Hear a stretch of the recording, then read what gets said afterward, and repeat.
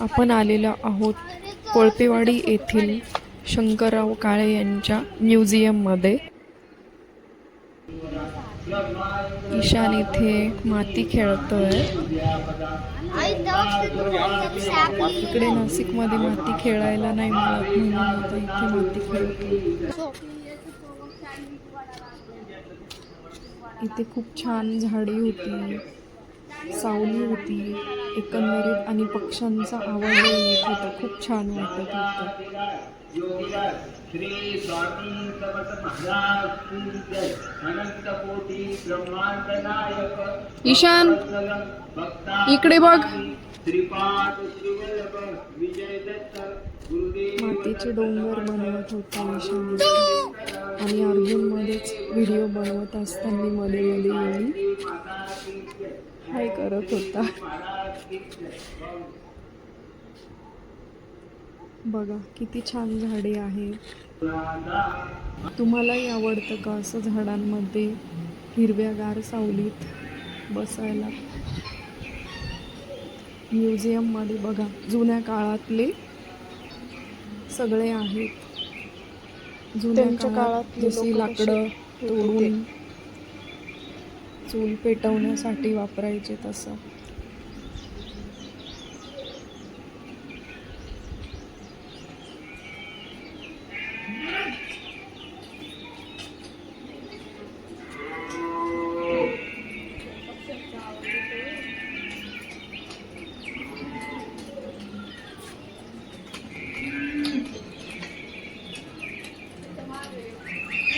इथे तुम्ही आवाज ऐकू शकता, चूल फुकण्याचा आवाज येतो इथे। इथे एकदम चुलीचा आवाज कसा येतो तसा आवाज येतो इथे बघ।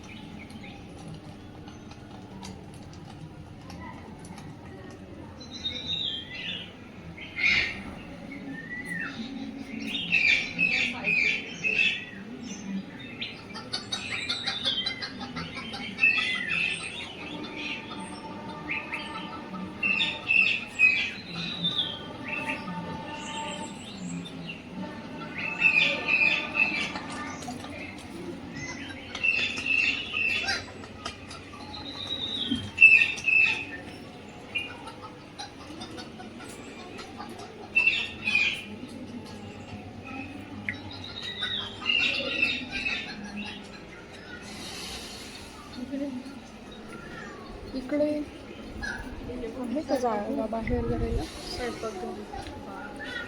इथे बघा बायका बारशाचा कार्यक्रम करतायत। अगं इथला आवाज येतोय तो, इथे अगदी बारसं चालू असताना जसा आवाज येतो तसाच आवाज येत होता। खूप छान वाटत होता आणि अगदी गावाकडे आल्यासारखं।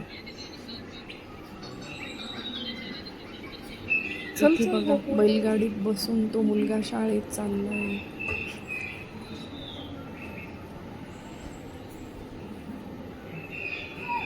अगदी गावाकडे आल्यासारखं वाटत होतं। खरंच खूप छान वाटत होतं। तुम्ही कोळपेवाडीला जाल ना तेव्हा नक्की इथे ह्या म्युझियममध्ये जाच।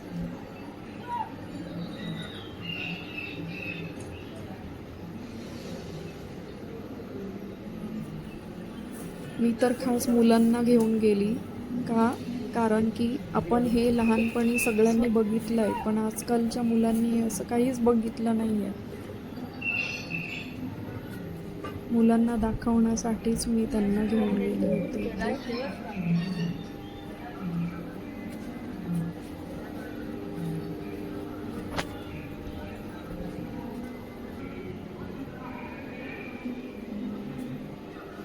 हे बघा, हे शाळेच्या अंगणात प्रार्थनेच्या वेळेला मुलगा एक पेपरमध्ये श्लोक म्हणून दाखवतोय। किती सुंदर ना? तुम्हालाही आठवलं असेल आपले शाळेचे दिवस।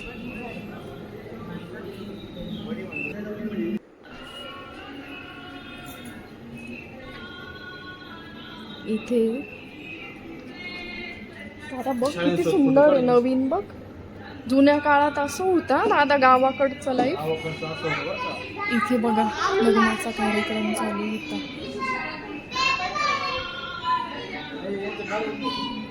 थांब ना.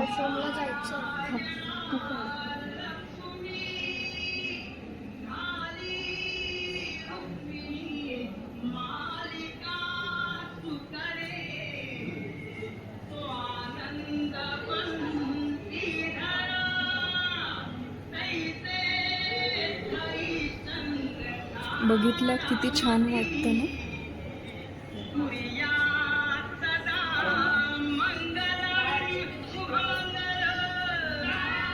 खूप छान वाटत होतं इथे. तुम्ही नक्की भेट द्या.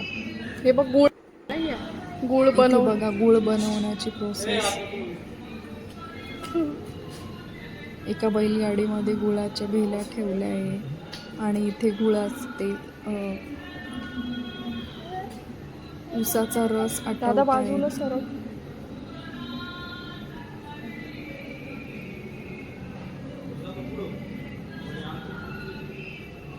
उसाचा रस आटवून इकडे बाजूला जुने ट्रॅक्टर असे होते बघा.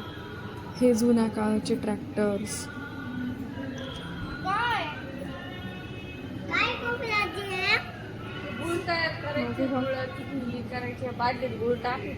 उसाचा रस आटवून इथे थंड करून ह्या बादलीमध्ये उसाचा रस असतो ना गुळाच्या भेल्या तो बनवल्या ह्याच्यामध्ये जातात. असं आटवायचे चित्र खूप दाखवलेलं होतं आणि मग तो एकंदरीत इकडे इथे. टाकायचे थंड करायचे आणि मग ह्या बकेट मध्ये ओतल्यानंतर मग हे बघ ह्या अशा भेल्या बनतात. हे बघ इकडे बैलगाडीत ठेवलाय. छान वाटतंय ना. हो तुम्हालाही हे असं आवडलं असेल तर लाईक करा आणि शेअर करा. म्हणजे खूप जण बघू शकता हा व्हिडिओ आणि खूप जण भेट देऊ शकता तिकडे जाऊन.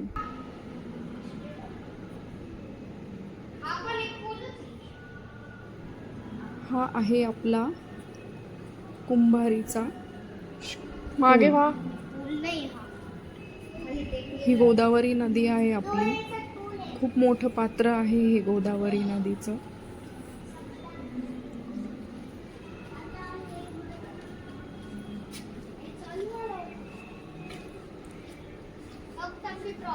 आणि हे साईडला अशी ट्रॉफीज ठेवली आहे.